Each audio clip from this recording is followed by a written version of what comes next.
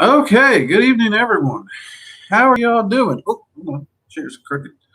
Okay, how are you? Hope everyone has had a fantastic week. Let's see here. Wow, we already got quite a few people in here. Emery's, Star of Light, Skystorm Art, Jade, Alejandra, Eduardo. Welcome, everybody. Welcome. Sierra, welcome.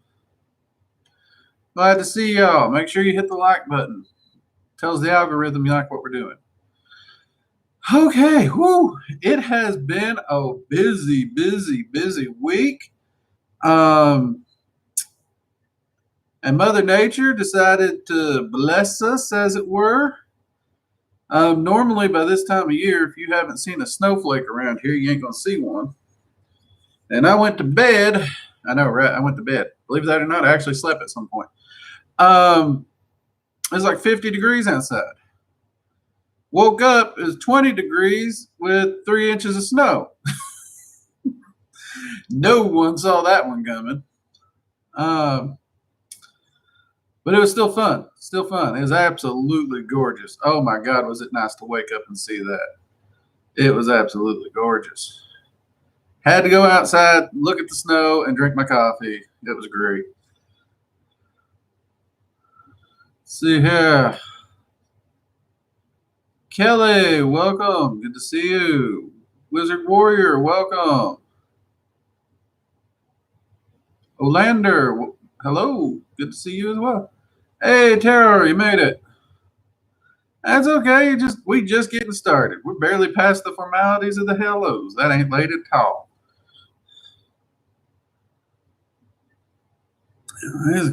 Got some coffee ready. Oh, I still got a long night though. It's going to be fun. Yes, here, that's me. I love the snow. It's absolutely beautiful. I enjoy spending time in the snow. I even enjoy camping in it. I love going camping in it. I do not like driving in it. I know how to drive in snow. I'm good at driving in snow. It's just I've learned other people aren't so good at driving. I prefer just not to be on the roads with them. So yeah, it's different living out here as opposed to where I grew up. And where I grew up, we had ice storms all the time. I mean, it was pretty standard. And I think this is the first real snow we've seen in, oh crap, probably 6 years. Might even be longer than that because I'm not even sure the snows that we saw in Washington State count as snow, at least on the side we were on. So, yeah. So it was real nice. You're pretty. Good to see it.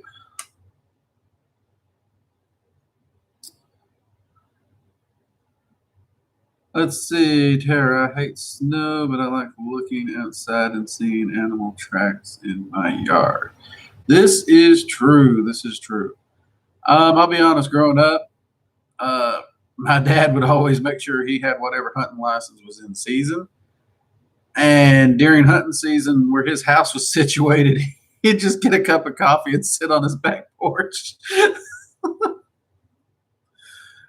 It worked too. That's when you know you're back in the woods.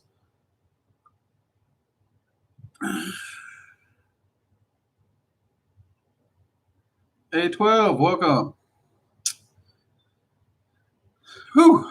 So yeah, did want to let everyone know, for those who may be in the Discord, I just got slammed this week with a ton of extra work that I have to do. So that means I have to be prioritizing a bit. So naturally, video content schedule not changing. I'm doing everything I can not to change the schedule of Dragon Magic 102. And of course, we are not stopping the live streams. The live streams will continue as necessary or as intended. These are way too much fun. These are kind of my relaxed period. But that does mean I have to pull time from somewhere.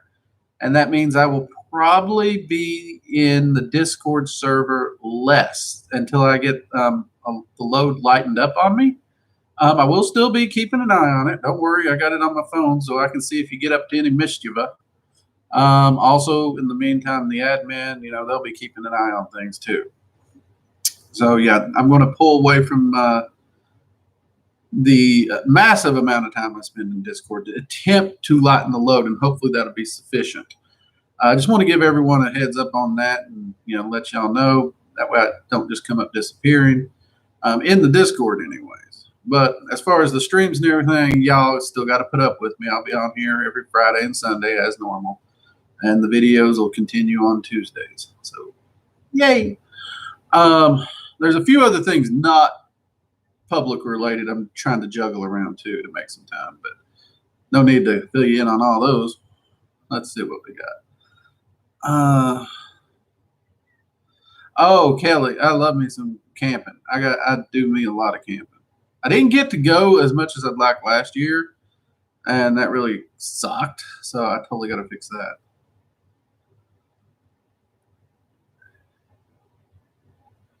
Wildfire, welcome.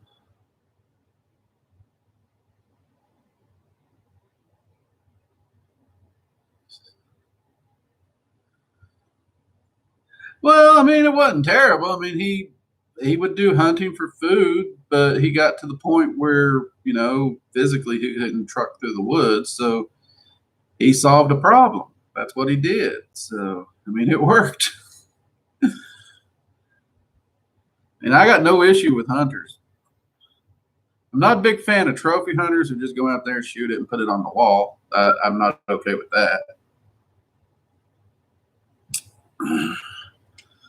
But I got no problem with you going out shooting it and putting it in the freezer.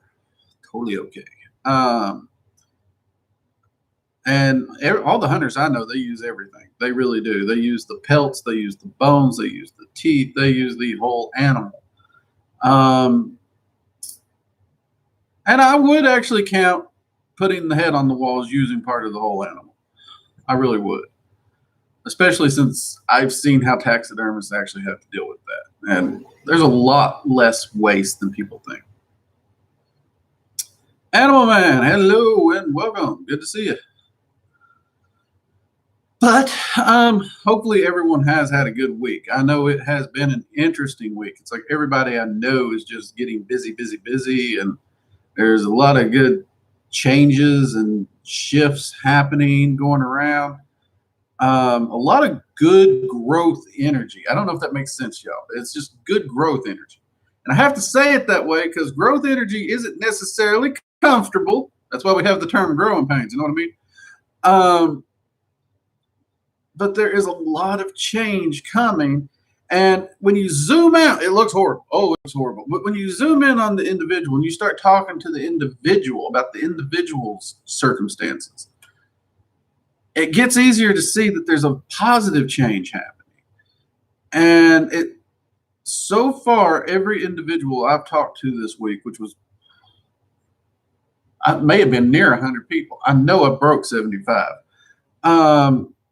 It looked bad until you zoomed in, and by the end of the conversation, they're like, well, this is actually positive. What am I upset about? It's like, well, it's kind of like a good workout. It's good for you, but that doesn't mean you're having fun. So that good energy is actually something that I'm glad to be seeing, because Lord knows we could use a bit of a upturn and some growth across the board, I think. Now, that's just my 2 cents on that. Some people may not want to grow, but see what we got. If I missed anything, been working on hearings since the last stream, and I finally met my co-mag today. Wow, Wildfire, groovy, mugs up, man. That is awesome. Congrats. That is really good. See, a little work goes a long way. Proud of you. That's awesome. Thank you for sharing.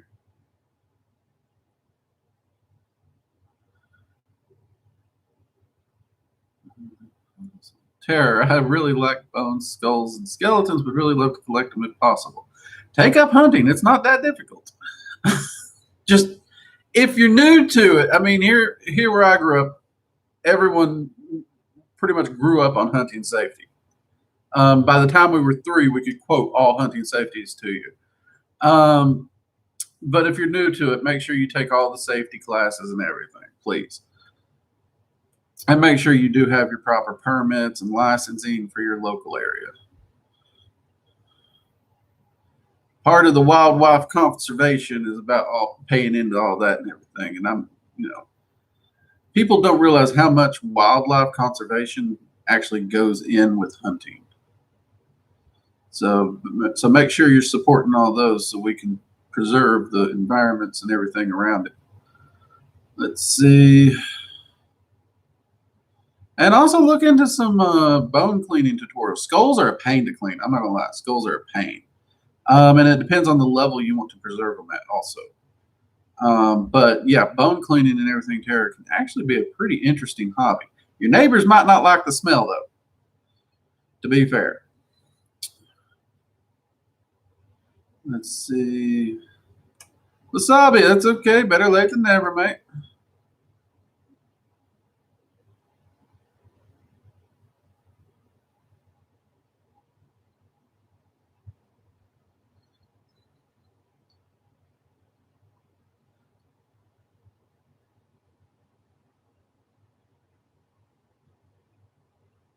Let's see.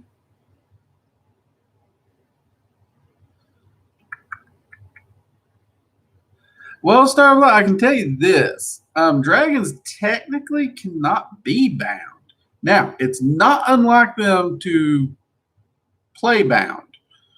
Their motivations differ from person to person, but usually it's to test the person and their willingness to help, usually. Let's see. Wildfire really changed the energy in my spells. I did the sigil healing spell right away, and it was way more powerful than the basic spell. That is awesome to hear. That is always awesome to hear. Congrats. Let's see. Olander, I've been studying a bunch of different topics and collecting different information. Always a good thing to do there. That is for sure. I love learning new topics and studying. Been so overwhelmed with stuff, though. I'm having to kind of pick and choose my roads. And I'm actually prioritizing a little relaxation time. So don't worry. Like I said, y'all, I'm trying to get a bit more into that relaxation stuff. Give that a try. Let's see.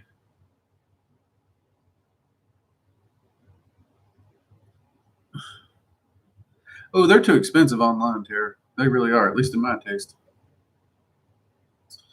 I'd rather spend the time in the woods. Let's see. Okay. Now I need to work on conversations with them. Just hear one-word responses. Hey, you got one-word responses? That's a starting point. Wildfire, straight up. Work with them. Spend time with them in meditation, doing the spell work, pretty much what it sounds like you're doing, and start building that relationship up. And your arcane senses, your ability to hear and converse with them is also going to increase. And once you've got that relationship built up and your ability to converse with them is pretty reliable, I'd consider you golden on that side of the matter. That may take some time. It takes different amounts of time for everyone. I know in the Dragon Magic 101 class, I think we recommend a week minimum. It's funny how everyone thinks minimum means that's as long as you should take, when minimums know that's the minimum time you take. And if you need longer, you stay here till you get it done. But it sounds like you're doing absolutely fantastic there, Wildfire. Mugs up to you. Keep up the great work.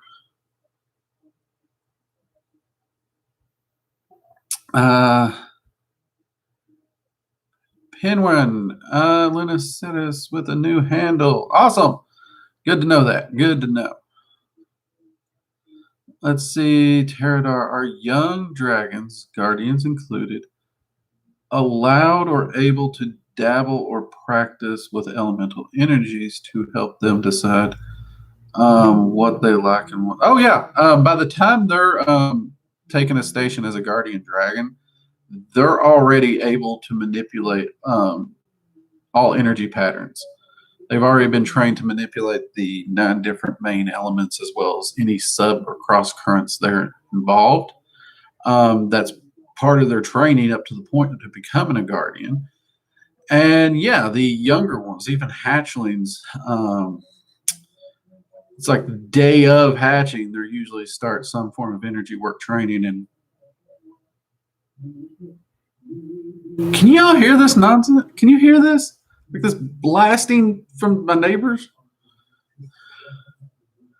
Please let me know if you can hear like chatter or something off in this direction. Hopefully y'all ain't picking that up. I do not know what's going on over there. Let's see. Watching Working Dragon Mystic live streams are a guilty pleasure of mine. Hey, that's not a bad guilty pleasure there, Emmer. So if you want my opinion, I think that's a right good one. I tend to kick on some live streams and podcasts and stuff as guilty pleasures myself. Can't say I turn on my own. Ooh, looks like I missed a spot there. That's okay. But then again, I'm not too fond of hearing my own voice. I think everyone doesn't. I don't think anyone actually likes their own voice. That is crazy. You all can actually hear that. Wow.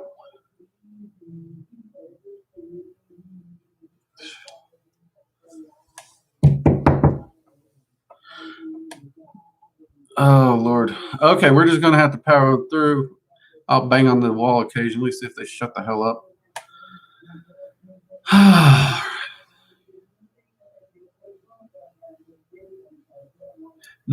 They like never make noise. I don't know what's going on. It's unusual. Let's see.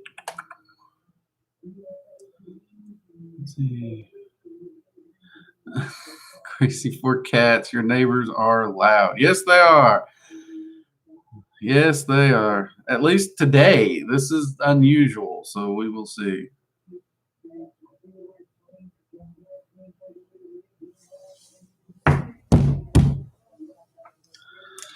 Let's see. Wildfire. I've been seeing this question in Facebook groups, and I'm curious what your opinion is. Can a human be reborn as a dragon at all? Oh, Wildfire, this one's a tricky one. And this is one that really gets in people's craws because when you work with the 9 rulers and you work with the draconic realms more directly, you find out no, they cannot. To be reborn as a human would be a fate worse than death to a dragon. Because if they incarnate as a human, there's no going back. They literally would take whatever knowledge, wisdom, and understanding they had, give it up, be put into a human mortality state that is literally like a brand new freaking soul, start at the beginning, and they'd have to build their way up. And you would be talking well more than 2,000 years worth of lifetimes to even remotely get their traction. And even after ascent, they still wouldn't be able to go straight back to being a dragon.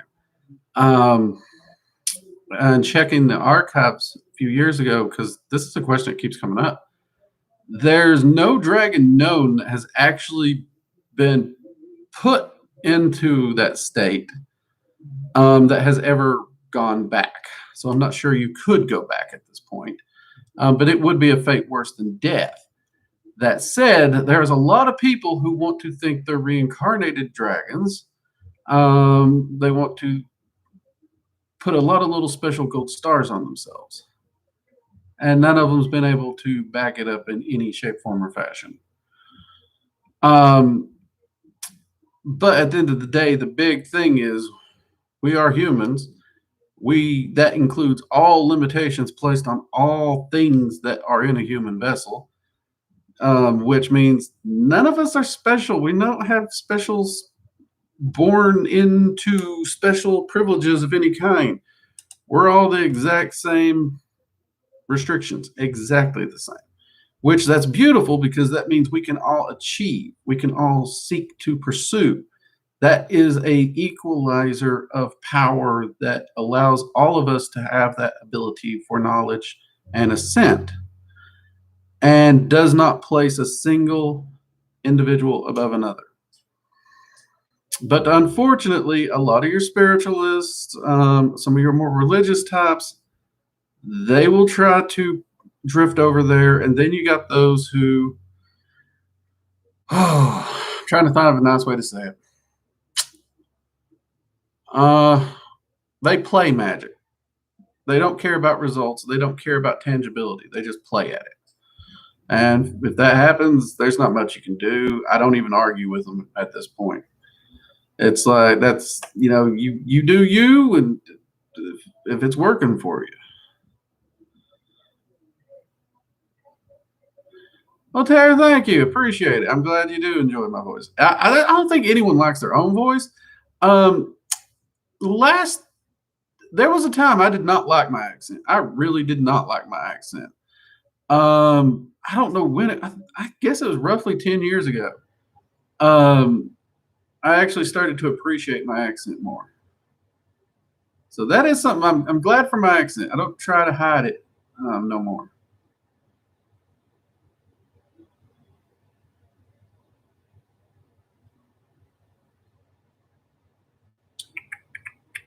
Star of Light, it can be possible what you choose, but you cannot be a human cannot become a dragon, and dragons would not become a human. They would be stuck.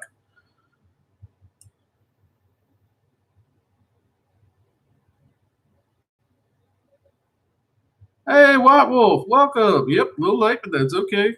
We had a few late comers. That's all right. And, well, you're less than 20 minutes because it took me a while to get down to that part of the message. Let's see. So that's not bad at all. Not bad at all.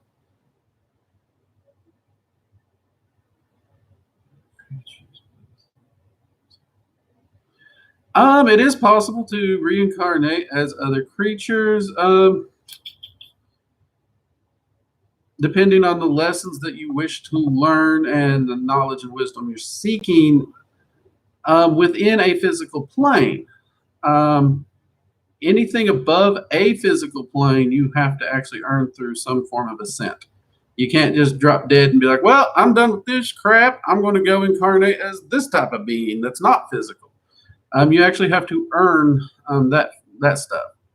You got to work for that. But in other non-physical planes, because our physical plane isn't the only one, but they are all largely held by the same rule set.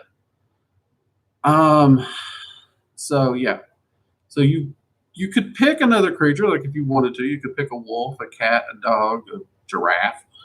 I don't even know why I said giraffe, but you could.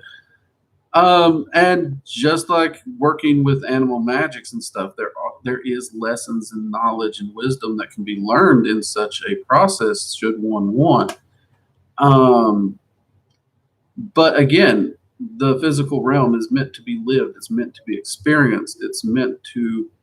There is wisdom and knowledge that can be gained here that cannot be gained anywhere else in the multiverse.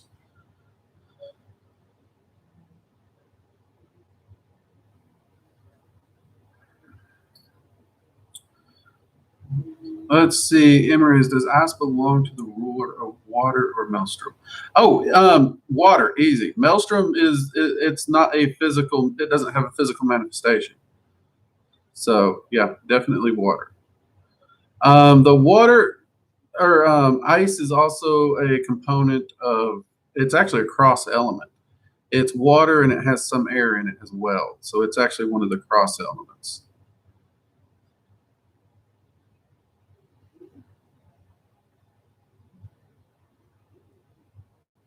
Piram, that would be a religious viewpoint, actually. The Tiamat and Gaia.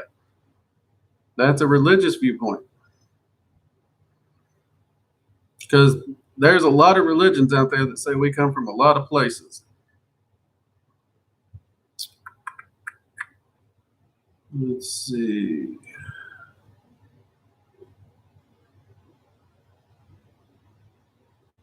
Let's see. Wizard Warrior 2, your accent is what makes me more attentive. Really? Huh. Cool. Look at that. I have a superpower and it's my accent.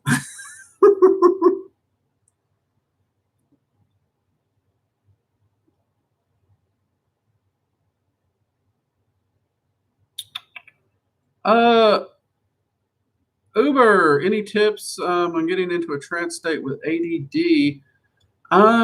My biggest tip is to focus on working with attentive meditation first. Now, what you want to do is you want to ask a question or focus on something. And anytime a thought drifts in, because it will drift in, I don't care if you're ADD or not, a thought's going to drift in.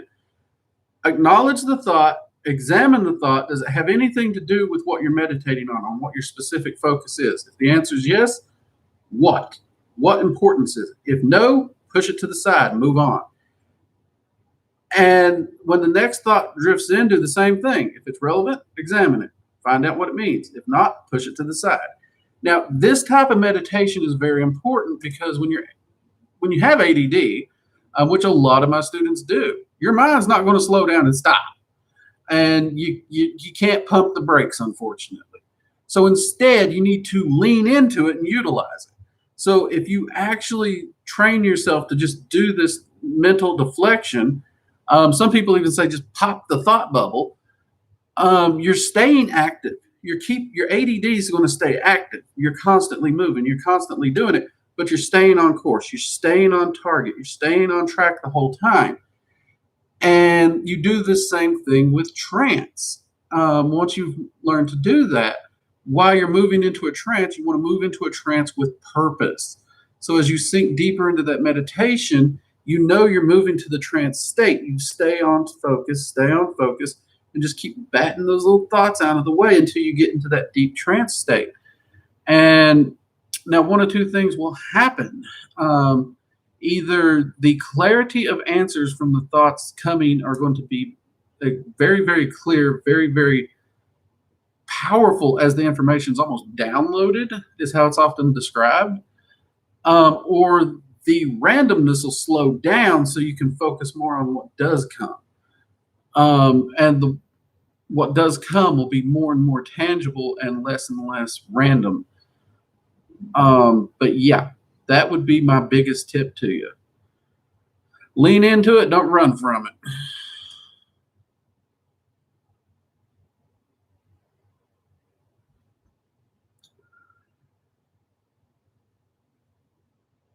Wildfire, no dropping dead. This is a no dropping dead zone. We actually have an emoji in the Discord server, no dying.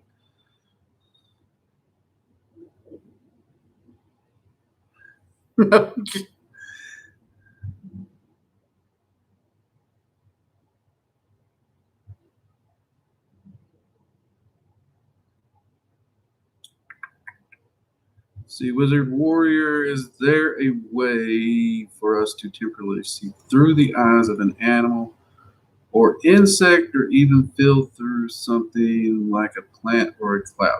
Okay, the cloud one, that's interesting. I don't know. I don't know about the cloud. I've never tried that one.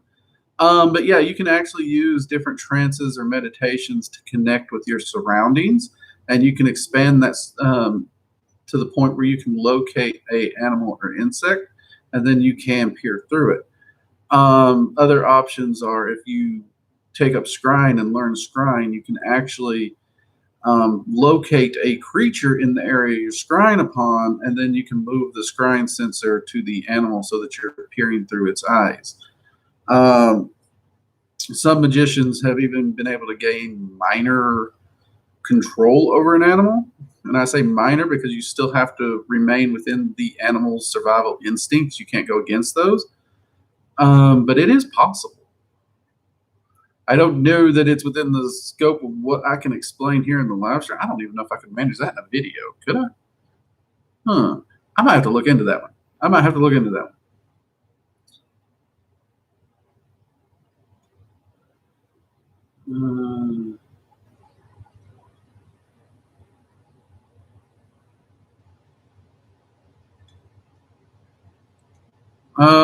Pirwin, if you're asking my accent, yeah, my accent's Southern. I got accused of being Australian once. Not that I was offended. Not that I was offended at all. But I don't hear it. I don't hear it. I,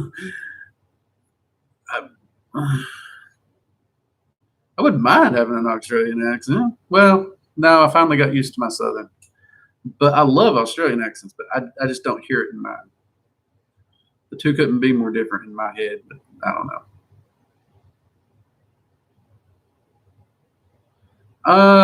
A2 asks, who are the nicest deities and beings you've worked with? Well, here's the kicker.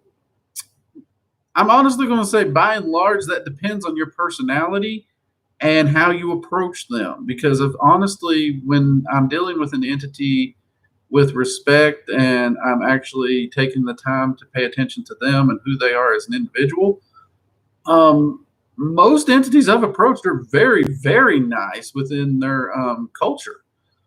And yes, that even includes the Egyptians, and you all heard how I don't get along with them, but within the Egyptian paradigm, they are very nice. It's just we do have viewpoints of differentials. So I don't by and large work with them. So it depends on the word nice and how you would use it.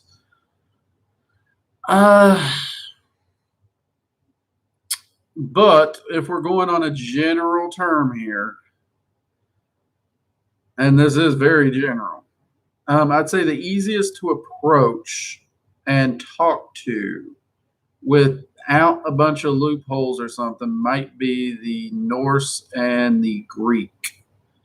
And I don't put dragons in that because dragons can be really hard to get to open up and talk to without building that friendship. There's a lot of legwork to building those relationships, which pays off dividends in the back. Don't get me wrong. Very much worth it, and they are very nice, even when they're not talkative. But overall, I think those would be the easier to approach, more welcoming as a whole. Now, don't get me wrong. Inside the Greek, there are some real jerks. And there's a few jerks in the Norse pantheon, too. Don't get me wrong. But that would be an overall widespread there, A12. But again, it comes down to that thing where, honestly, if you take the time to approach them respectfully and understand them, I actually find you get a pretty nice reaction on most of them. But if you're expecting them to just, roll out the red carpet and give you things, none of them.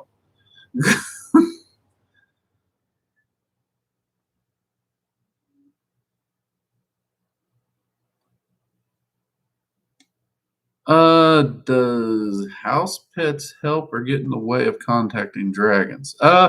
Neither. Dragons and house pets generally get along pretty well. The dragons here in this house, they played with my wife's cats the entire time the cats were alive. Granted, the cats were here before the dragons, but and the dragons have actually made it well known they miss having a pet around the house. I've also made it well known right now I ain't got time for a pet. So I mean, it just depends because if the animal normally helps in your rituals, fine. If they don't, fine. But it doesn't really make a difference one way or the other necessarily, Kelly.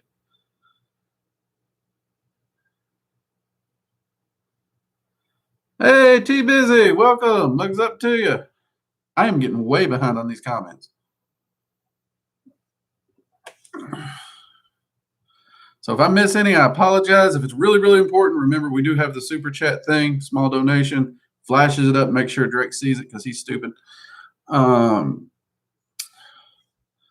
thank you for that, Penrin. Thank you.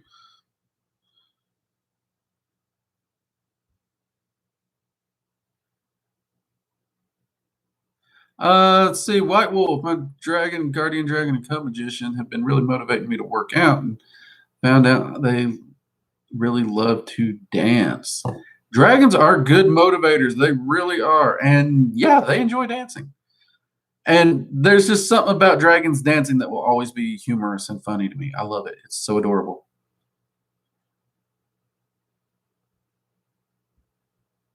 Wizard Warrior 2, if you had an Australian accent, it'd be hard to focus. Well, luckily I'm Southern because everybody seems to like it.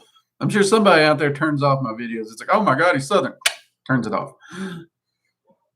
But hey, different strokes for different folks. Let's see.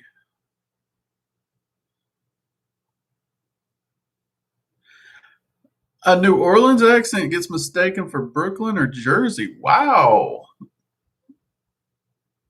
I don't. Yeah, I'm not seeing it. That's interesting. It's amazing how people can misplace an accent.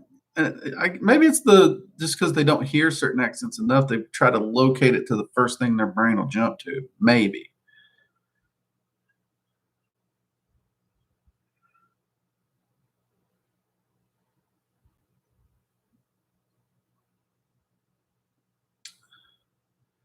Uber, how come some people do spiritual work for a few weeks and are able to manifest things and gain abilities very fast, but others like me have been at it for 2 years deeply but have not experienced much? Well, it is different for different people, and there are different obstacles. And without sitting down and having a long, drawn out conversation and looking at your journals and your process, that's a hard question to answer, Uber, because your process is kind of a part of it. I mean, I don't know what you've been doing. There are people who will sit down and they start applying the formulas and the process, and they're keeping the journals, they're keeping the records, they're doing the testing, they're doing the research. And because of this, it allows them to make adjustments very quickly within weeks or months, and they start manifesting results very quickly. Also, there are people who it's easier for them to set aside doubt during spell work. I've said it before. I'm all about research and proof, but during spell work, you have to set doubt aside. You have to focus on it.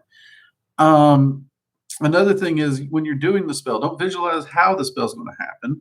Visualize it has happened. You've already got the money in your hand in a prosperity spell, for example. And don't limit how it's going to happen. Magic will take the path of least resistance. These are all little factors that can easily change it. I know an individual didn't see results for 10 years. I don't even know why they were still trying at that point, to be honest. I'd have done lost my mind. But when I sat down and talked to them, they were being so uber specific and narrowing. It had to happen in exactly like this. And I'm talking, they had a 1 to 100 list of it has to happen exactly like this. And I was like, you're being way too limiting on the magic. I mean, you're basically turning the faucet off and trying to fill a swimming pool. So all I did was adjust how they were approaching it. And the next spell they did, they really started seeing results almost immediately. So there's a lot of little things like that. I mean, and you're saying spiritual. Again, I have to reiterate, I'm not a spirit. Nice back. I'm not a spiritual person. I approach magic like a science. I apply a formula. But yeah, that's a very hard question to answer on a broad spectrum, Uber, but I hope this has helped you some. That's one reason I say the journal is hands down the most powerful magical tool any practitioner can own.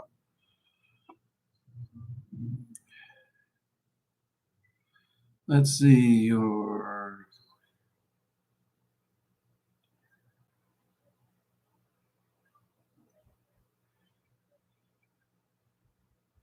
Trying to learn for over 6 months now.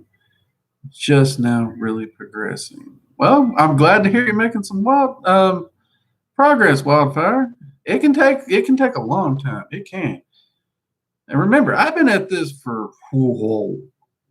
15, 20 years now. Oh man, I'm feeling old.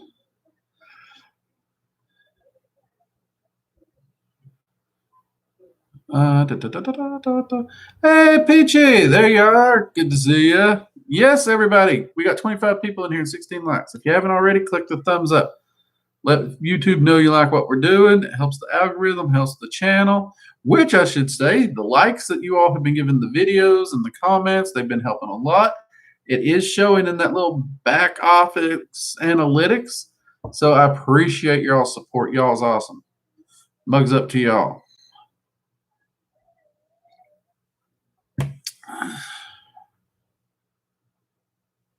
Uber, how can we sign up to be a one-on-one student? Currently, right now, Uber, I apologize, but I have no openings for one-on-one students, and I have a backlog, and I don't know when I'm going to be able to take any more one-on-one students.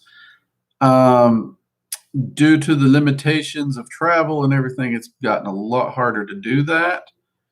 And I do apologize. I really do. I've already got people on a waiting list, and some of them, I don't know when the next slot's going to come open. I really don't.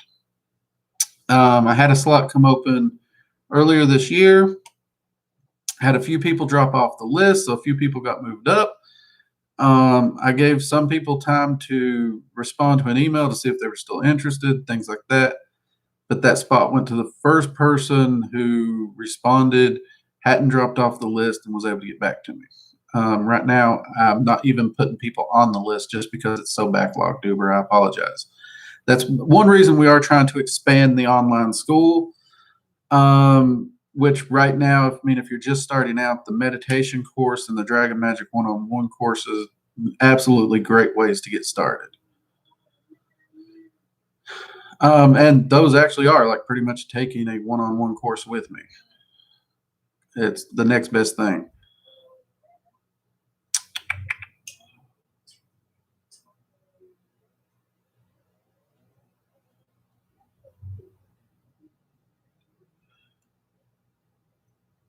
Oh, Oleander. Okay, I will try. Y'all know I suck at names. It's this twang y'all seem to like. It does make it difficult, but I do try. So, Oleander, I will try to get that. Thank you very much.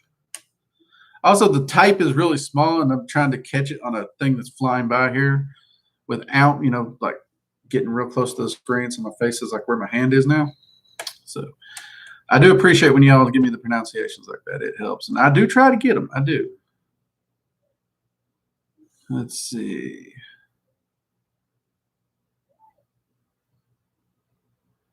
Are there any forms of energy healing other than Reiki? Yeah, you can use any energy you want for healing. You really can.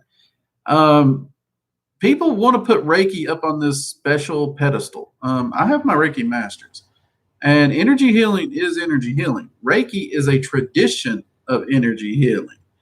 You can use any energy to heal you want. You can actually go to this channel, find that Dragon's Flame ritual, the basic Dragon Flame ritual, and it calls down energy into the ritual area. You can direct that energy for healing purposes. I do it all the time. You can even turn anger into a healing energy. That's more advanced. I don't recommend trying that for starters, but it is something you can do. You can use any energy current for healing should you want to.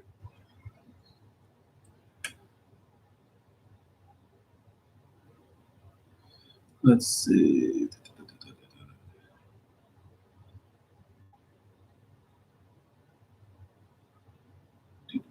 Oh, you said I missed it, Peachy. I apologize.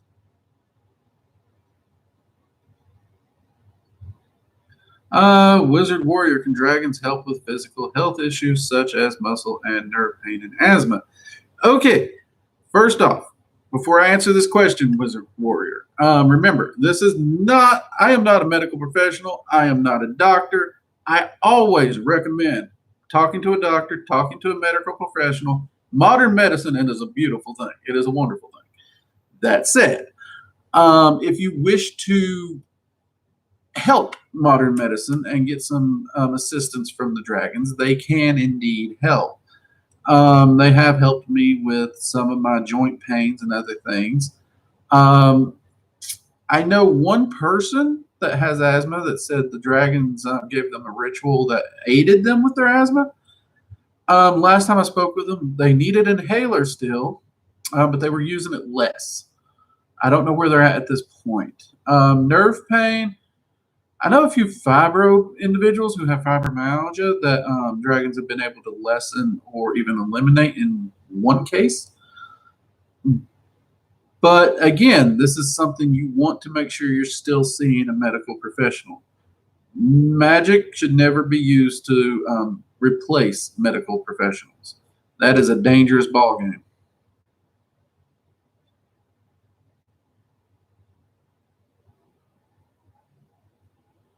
Let's see. Uber, I've seen the rune tattoos on your arm. Is there significance in that power?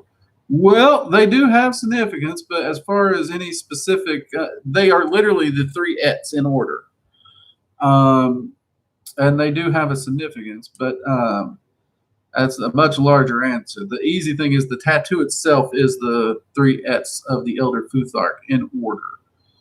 And the tattoo, the simple answer is it allows me to tap into, draw on, and harness those runic energies when needed, or to even key and attune them to a specific need for the day if needed.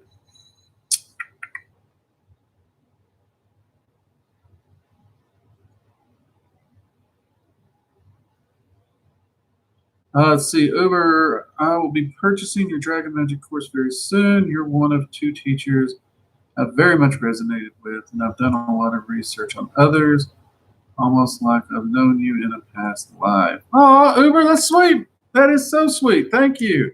I am glad you're enjoying my work, and I'm glad that I can be of assistance. Honestly and truly, it's kind of weird.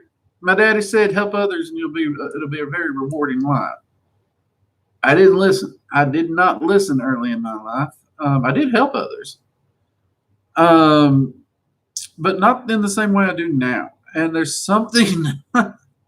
Y'all know I don't like technology. Okay, we ain't even gonna pretend. We all know I don't. But as much as I dislike technology, I really do find this rewarding.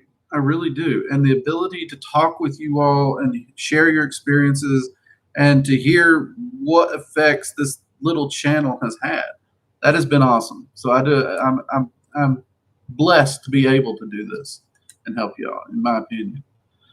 So it's always good to know that there are people out there that actually want to hear and like what I'm saying and find what I'm saying helpful.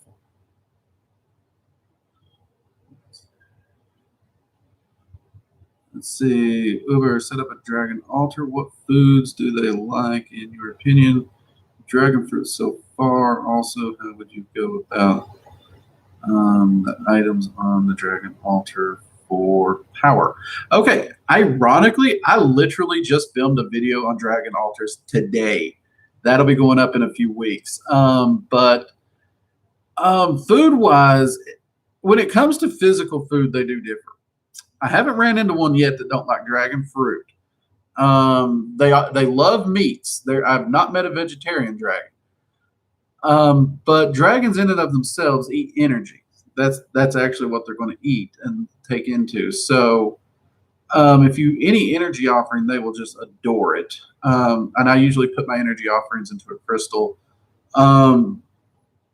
But meats, fruits tend to be a good one. At least the fruits that we have around here, I've never encountered fruit that they haven't enjoyed, but I've also never encountered a meat they haven't enjoyed. Beyond that, it's just more of a trying to tune into a specific of a dragon's preference. Like X Boon Well, he enjoys pork rinds. Technically, pork rinds count as a meat, but he would probably prefer an offering of pork rinds over chicken, for example. But that's one of those things where you have to get to know the individual dragons to figure that out. Ingus Salor enjoys spicier foods, little things like that. But yeah, meat, fruits, vegetables, pretty easy going. What was the other one? What would you do in terms of dragon altar for items? Crystals. Hands down, crystal quartz is the easiest thing for an item to hold power on an altar. Easiest.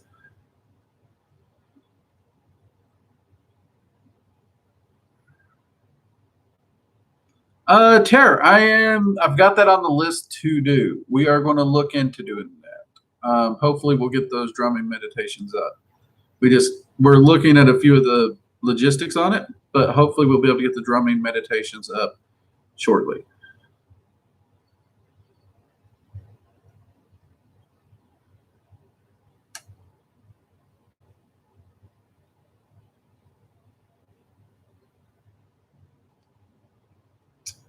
What do you know about people who claim to be a medium for every deity that exists just by saying their name?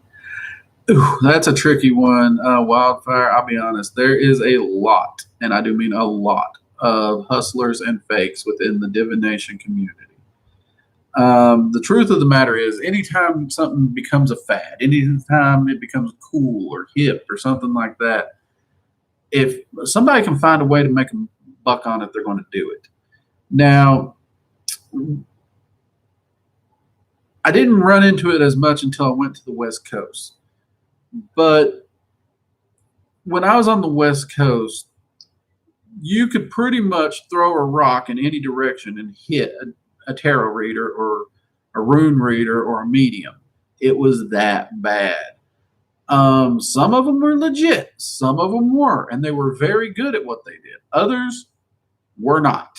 I actually saw a girl, and I kid you not, she claimed to be a medium and she claimed to be a tarot reader, and she always had to look in the book for the answers.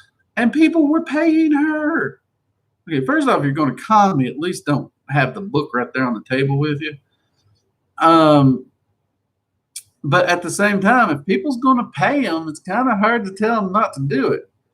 And since tarot reading and medium work fall under entertainment, it's just that. It's entertainment.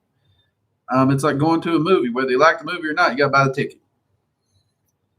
So that's one reason I encourage people not to actually go to tarot readers, but instead encourage them to learn to read for themselves. Because unless you find a reader you trust, you just can't be sure.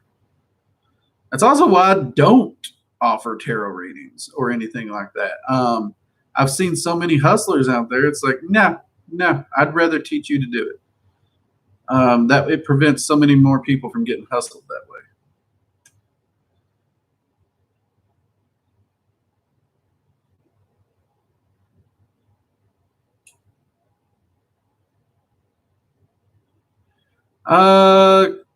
Crazy for cats. I do not have a guardian dragon yet. One night, a meditation turned into me meeting a large red dragon who said, "You are angry." It is not uncommon for dragons to reach out to us in some way to even give us advice. So it does sound like a dragon potentially wants you to look at something that potentially could be an anger issue that you need to work on. There is a difference in a dragon reaching out to you in a meditation like that and directly working with them. There's a huge difference. But dragons are curious creatures, and they do tend to occasionally poke and pry in our lives. It's what they're good at.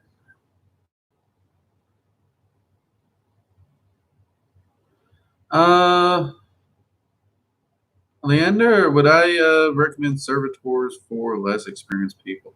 Actually, yeah, I find servitor magic great for beginners. It and sigil magic. I really do. In fact, I want to say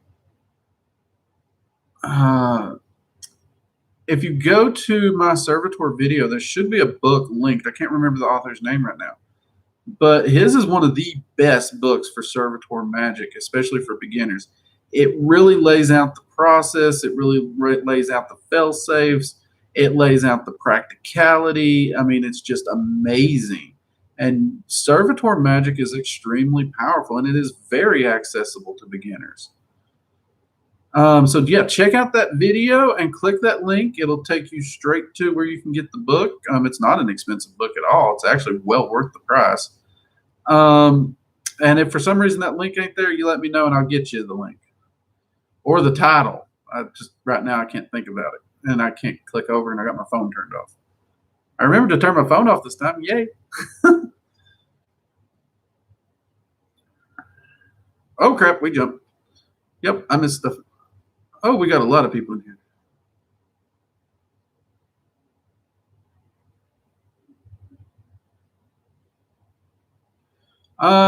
Kelly, what is my opinion on paranormal investigators that go into haunted places trying communication? Does that anger the spirits? Communication in and of itself, anger them? No. Going in there and being a butthead? Yeah, that can anger them. It really can. And honestly, they're less likely to manifest anything when you anger them. That's one reason I'm not a big fan of Ghost Adventures. If anyone you all know the show I'm talking about, I'm not big on it. And I've been to many of the places they've investigated. So yeah, I'm not a big fan on it. And also, too many paranormal investigators go in, and every house is a demon. Every house is an angry spirit. Every house is, oh dear God.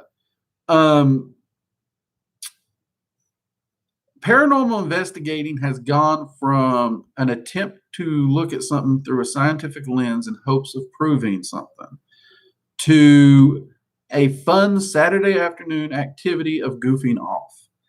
And that is one of the reasons I've lost a taste for it. I love the research. I love the investigation. I love the data. I love the debunking. I want proof.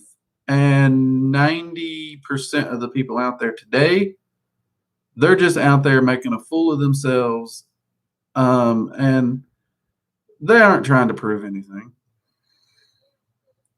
And some people blame reality TV. I get that. I get that. I get that. But at the same time, TV is not making you go act a fool. You can still go in there and you can actually apply science to it, and you can actually look for real proof, tangible proof. Something that can't be debunked, something, and when I say proof, just because it can't be explained doesn't make it proof. I need something that can actually prove it. That's one reason I love paranormal investigating so much, is I'm always looking for those answers. And that's the reason a lot of paranormal teams don't like me. Growing up where I did, I know a lot about plumbing. I know a lot about construction, and most of the time I can find a construction problem that's causing your haunting, and it's not a ghost. That's not to say ghosts don't exist. Obviously, if I'm spending all this time out there, I do believe it. But most things can be explained really easily.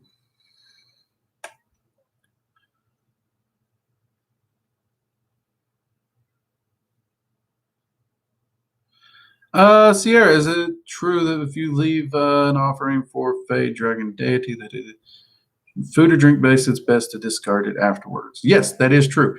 There are very, very few instances, Sierra, where you're wanting to do anything else with it. So let me give you an example of what I mean here, Sierra, so you understand. So got my coffee here, okay? All right, so let's say I give Odin some coffee. Offer Odin some coffee. Now, in most circumstances, I'm giving that coffee to Odin. That's Odin's coffee. He's going to drink that coffee. He's going to take it. It's a great thing. When I come back, I'm going to dispose of this coffee, because technically they're going to take all the nutrition, essence, and energy out of this. It's just going to be dead. It's a dead liquid. And because of that, it serves no purpose. You might as well just toss it. And some entities might even get miffed if you drink it after you give it to them, because it could be, you're taking back. Now, where does it differ? Here's where it differs. Let's say you put this coffee down as an offering to Odin. You let him drink of it, and then you specifically ask him to imbue it with his power, his essence, or even an essence that he himself can utilize and manipulate to empower you with. Now, what has happened is you have given an offering. He has taken from it, and he has replaced it with something as was agreed upon, at which case you would then take up said chalice and drink in said essence.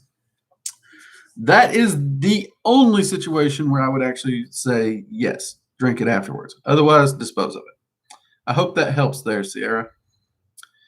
All right, people, we got to get wrapping up here. I'm saying this because I got a lot of questions here, and if I don't stop the line, it won't stop. I know y'all. Y'all love me too much. It's good to be loved, though. Let's see what I got.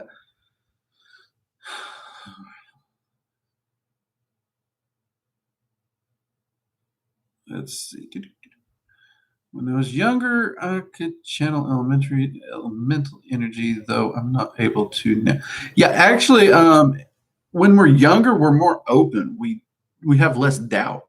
There's just that faith, that blind faith of experience in everything.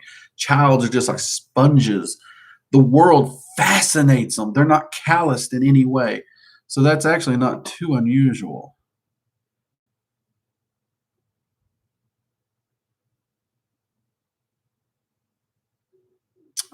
I do know people who view Medusa as a deity.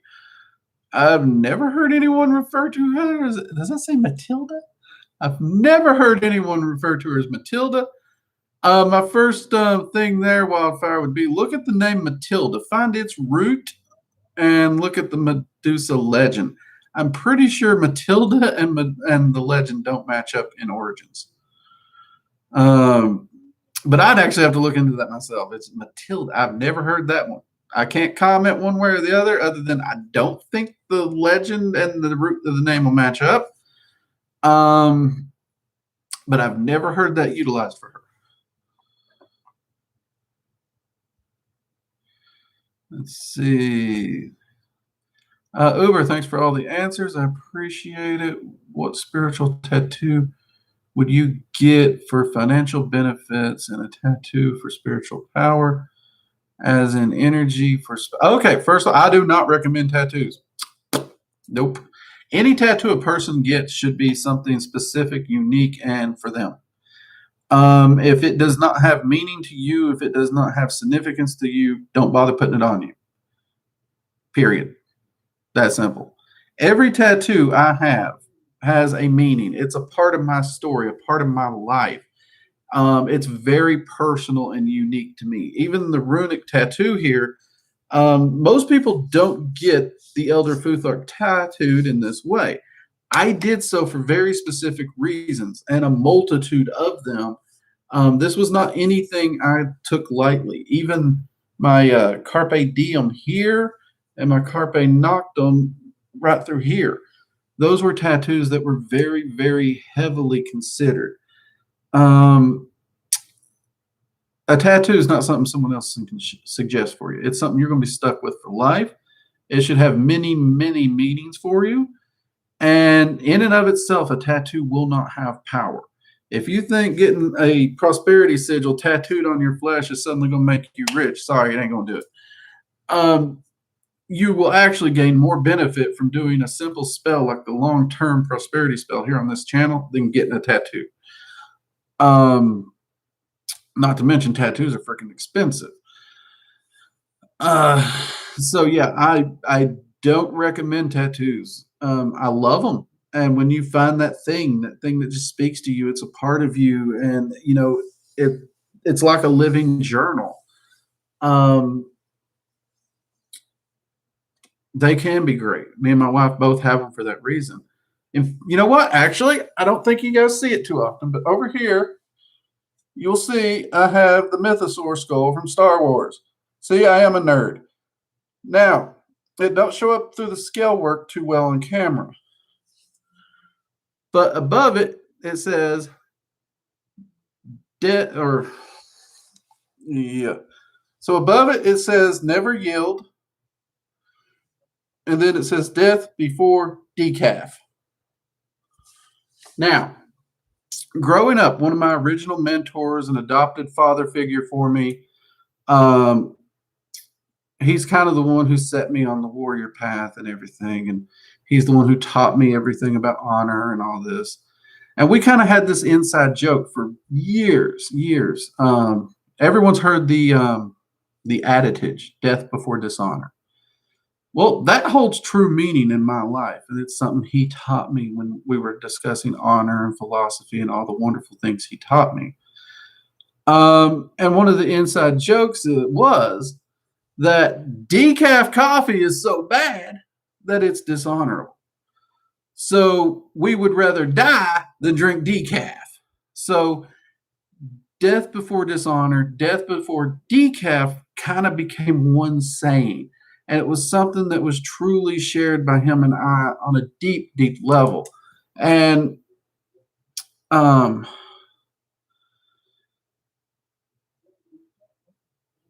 He once joked about me getting the Mythosaur skull tattooed on me because growing up, literally speaking, Boba Fett was one of the characters I enjoyed reading books about. And what I enjoyed about that character in Legends was his honor, his code of honor. He was dead set on his honor. He wouldn't break that for squat. And I loved that. I adored that. It fascinated me. But I'm not one for video game tattoos, movie tattoos, or anything like that. So it never came around. But when I decided to get the Death Before decaf, I couldn't think of anything better to put in there than that. So that tattoo, though humorous, it has a very deep emotional meaning to me.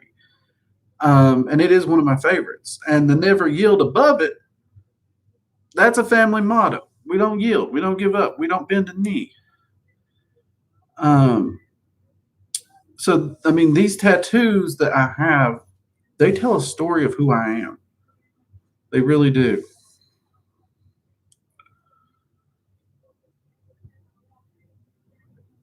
Okay, so sorry about that. A little bit of a tangent there.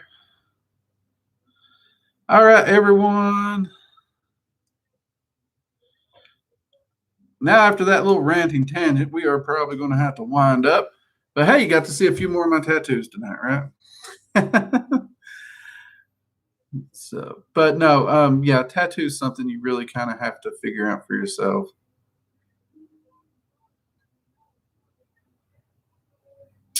All right, everyone, I'm going to get off here, get back to work. Might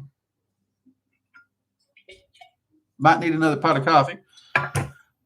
You all have a wonderful weekend. Enjoy. Stay safe. If you're anywhere that got hit with this snow, because I know if the cast off gave us 2-3 inches, those of you that were underneath the big part, stay safe, please. Always want you all to stay safe. Continue your research, continue developing. I know there's rough spots. It gets hard. There are complications. Life happens. Trust me, it happens to us all. You can overcome it. You can progress. You can better yourself. Trust me with that. I've been in the dumpsters myself. We can all do better. In the meantime, enjoy, have some fun, and laugh. Please find something to laugh at this weekend, everybody. That's your homework. Find something to laugh at. Good, deep, hearty belly laugh. You'll be surprised how good you feel after that. All right. I will see y'all Sunday, 7 p.m. for the Magical Coffee Hour. And yeah, okay. And I'm going to get back to getting to work and figuring out exactly how I can arrange my schedule so I'm not going crazy from overwork. Y'all have a wonderful weekend. I'll see you next time. Take it easy. Bye-bye.